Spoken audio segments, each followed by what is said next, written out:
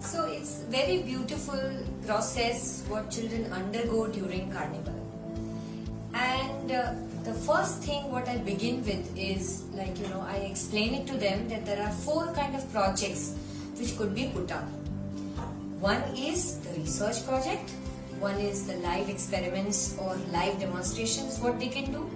Third is the conceptual model, okay, and the fourth one is the working model what they can make on a particular subject.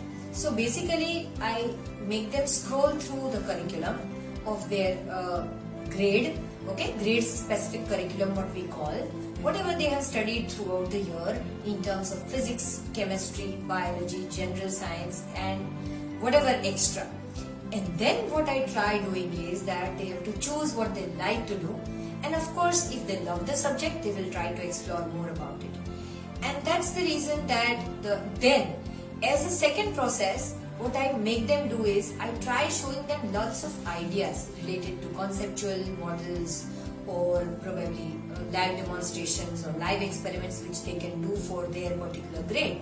Suppose if there is grade 6 and grade 7, they will be doing a lot of experiments on pH, okay, because it is there as part of their curriculum, acids, alkalis and salts. So basically depending upon the kind of topics what they have, the experiments are different, the kind of conceptual models are different.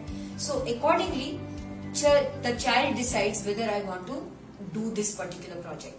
Now the best part is that if at all they are doing the conceptual model also, it is not boring model like the model is in front of them and the child is speaking, not really.